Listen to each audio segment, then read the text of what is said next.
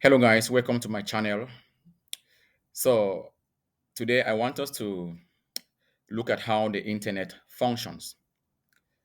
You know, so many times we sit at home and at the comfort of our home we want to access youtube.com, we want to access google.com, you want to access other domains, or you want to get information from the internet. But have you ever asked yourself, how does it work? What happens that you are able to get that information? So that is what I'm going to be telling you today. So without wasting much time, let us start. If you look at in front of the screen there, you are going to see a series of drawings there. Please don't mind the handwriting because I am using a pen and you know how these things are. So how does it function?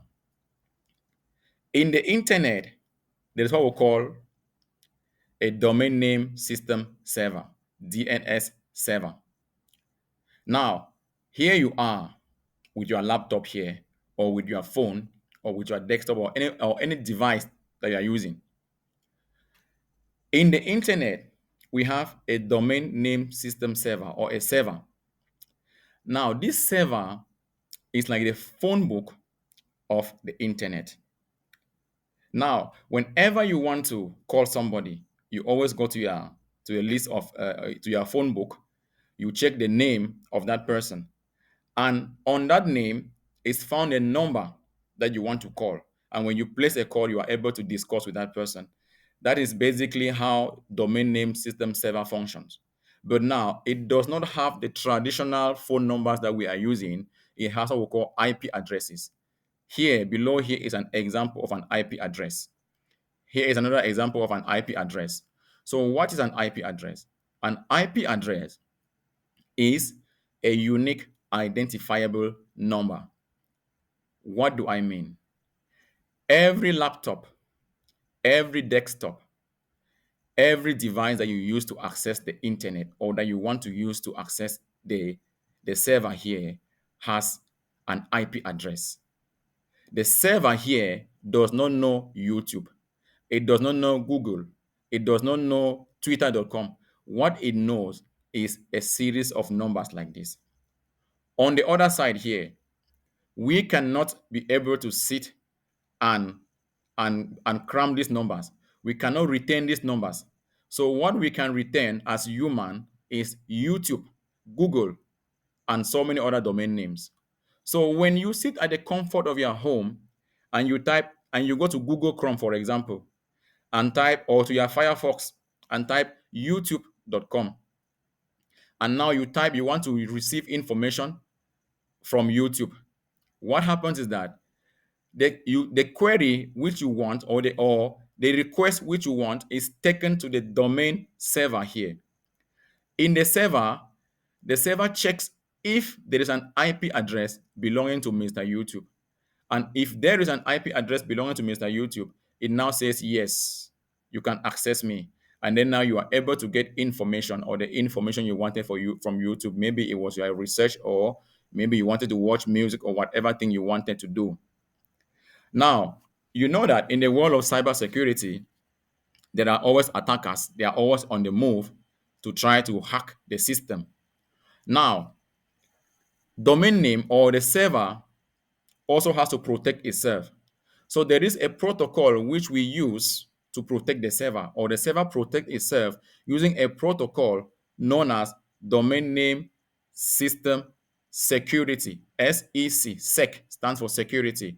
It is a security, or it is a protocol that helps to secure this domain name or this domain server, so that no one can tamper with information like the IP addresses that are found here and other information that are found in the server here.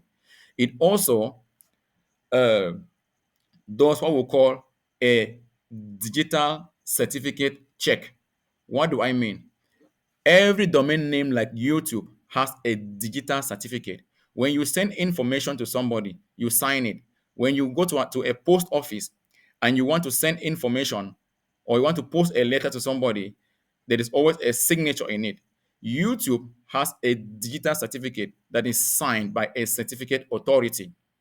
So now, when you place a query here, the domain name system security checks if the certificate of YouTube is valid.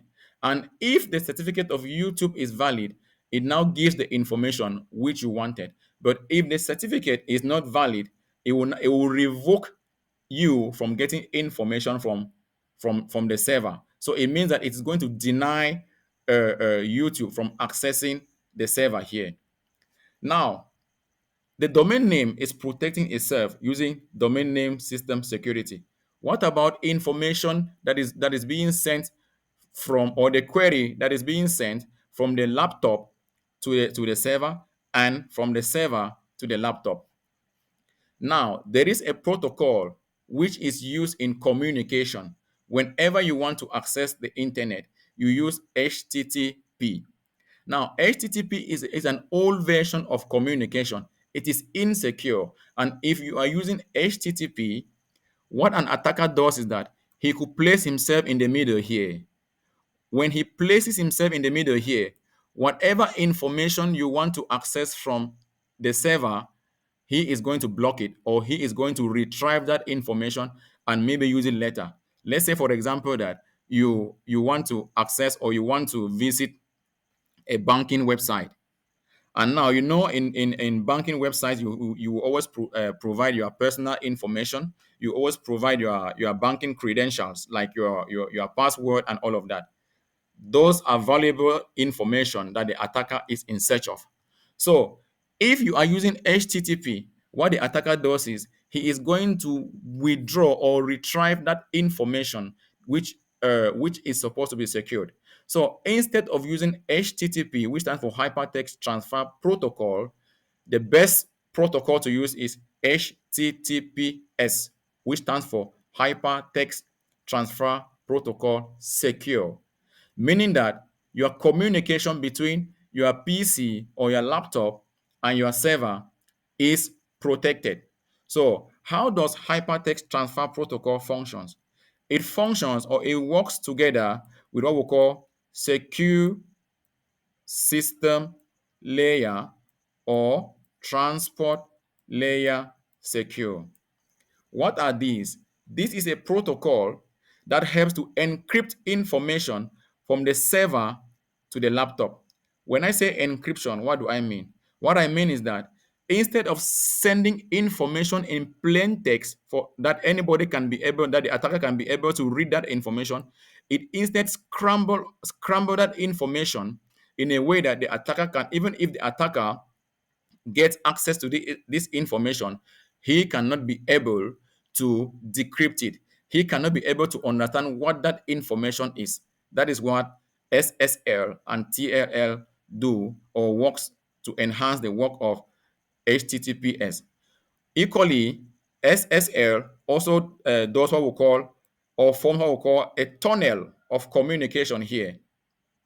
A tunnel of communication. It means like it acts like a security guard guiding your information, so that even though it has encrypted your information, it is still guiding that information until it reaches you here, until it reaches your laptop here, and now you are able to secure, or you are able to browse securely. So basically, that is how the internet functions. I hope you were able to understand this walkthrough. And if you found this information interesting, don't forget to like, share, and to subscribe to my channel. Thank you, and see you in the next video.